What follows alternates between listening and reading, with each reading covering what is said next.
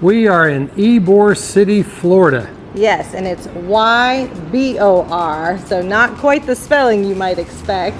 Yeah, I was calling it Ybor like an idiot.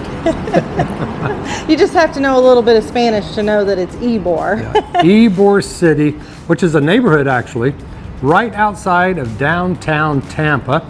And I'd been researching things to do around Tampa. Ybor City came up, and I am so glad we came. Yes, we came on a Saturday, so we came when the market was open, and it was so cool to see all the vendors.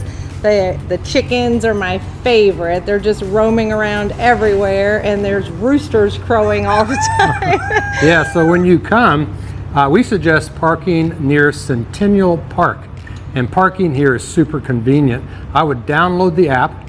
It's simple to pay. It's like $2.25 an hour. I think I put 2 hours on, ended up putting like 2 or 3 more hours on, but you can do it through your app. So no matter where you are in the city, easy to renew the parking. Yes, and it is a little tricky if you don't do the app. You have to make sure if you use the machines that you're using the right machine, because we almost paid the wrong parking meter, and luckily a woman driving by stopped us and said, "Don't do that, you'll get a ticket." So we downloaded the app and it was super easy. So come to Centennial Park first. There's a market here Fridays, Saturdays, and Sundays. So if you're lucky, you can go to that. A lot of music and vendors. And then I would suggest right across the street from Centennial Park is the Ybor City Museum. So if you're unlike some people that don't like museums, I suggest going here. Now, why would I go here? Well, you find out a little bit about Ybor City. The first thing to do is like a 20-minute video, and it explains the history. I found out that the founding father of this city was who?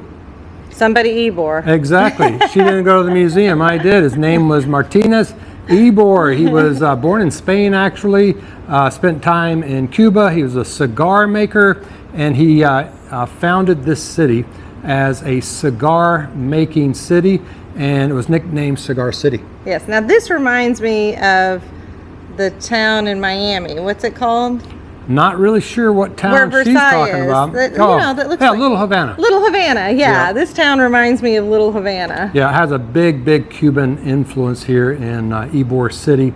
Also has Italian as well as Spanish influence, and a big Jewish history influence as well. But I would suggest going to that museum first, watching a 20-minute video. One of the best things about the museum is small. And then if you come on a Friday, Saturday, or Sunday, shop at the market while it's open, because we think it closes at around noon. And so when you're finished shopping, then you can jump on the trolley. Yep, and the museum is only $4, so it is a great deal.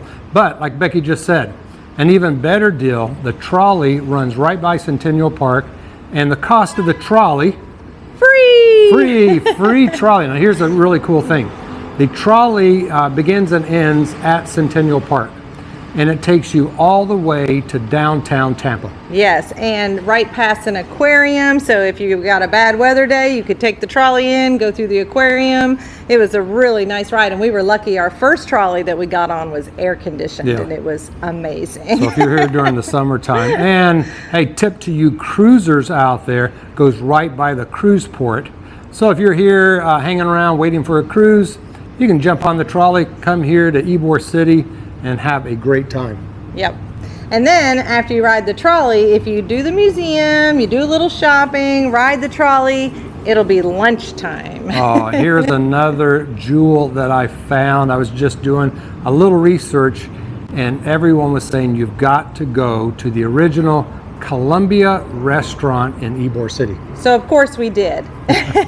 Now the Columbia restaurant is the oldest Spanish restaurant in the United States. 1903 or now, remember the name of your salad?